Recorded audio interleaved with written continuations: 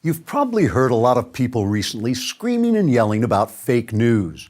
Charges fly from all points on the political spectrum. This story is mistaken. It's fake news. That statement is incorrect. It's fake news. But to my mind, these arguments miss the point. Mainstream American news is all fake because the major news outlets are so consistently biased toward the left that whether any given story they report is factual or not, their overall reportage is essentially leftist propaganda. You can complain about the right-wing slant of Fox News all you want, but left-wing ABC, CBS, NBC, MSNBC, and CNN have combined almost 10 times the viewers. Look, the chief journalist at ABC is former Clinton operative George Stephanopoulos. The president of CBS News is David Rhodes, the brother of a former senior Obama staffer.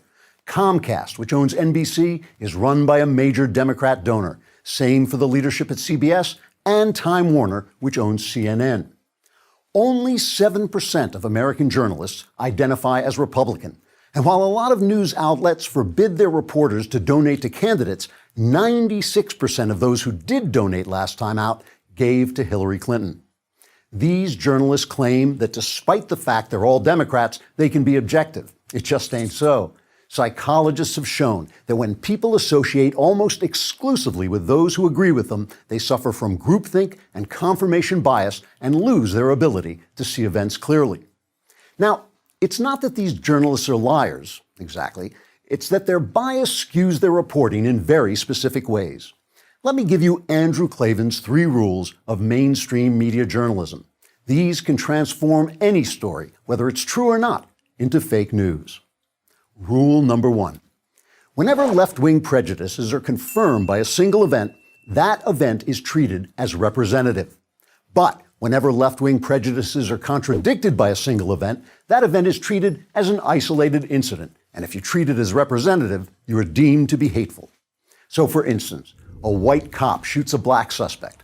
The mainstream media treats that story as representative of general police racism, even though studies show cops don't use deadly force more often on blacks than on whites.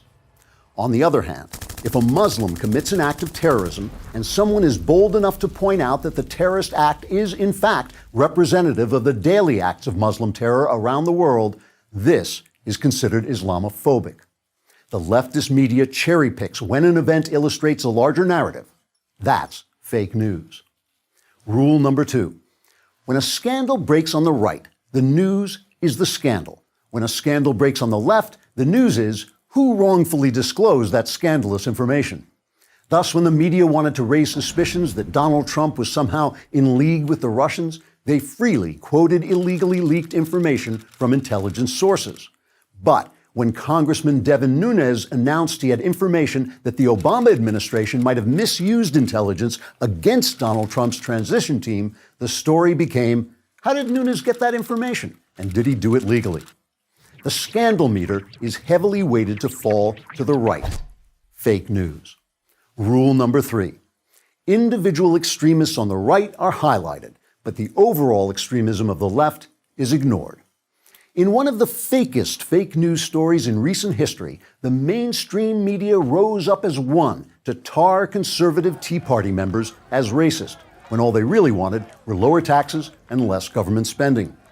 Reporters gave the Tea Party disparaging nicknames, represented their almost universally peaceful gatherings as ugly and violent.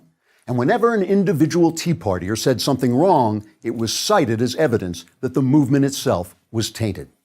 Meanwhile, the continually violent, vandalizing, anti-Semitic socialist movement that went by the name of Occupy Wall Street was hailed by journalists as an important social development, right up to the moment it vanished without a trace, except for the piles of litter its protesters left behind.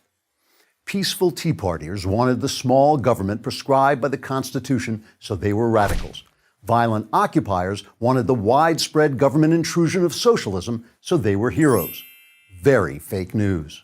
Newsweek editor Evan Thomas was once criticized when his magazine essentially convicted some white Duke University lacrosse players of raping a black woman. A rape, it turns out, they did not commit because it didn't happen. Thomas defended himself, saying, the narrative was right, but the facts were wrong. The mainstream media almost always get their left-wing narrative right, whether the facts support it or not. That's called confirming your own prejudices. It's called bias. It's called fake news. I'm Andrew Klavan for Prager University.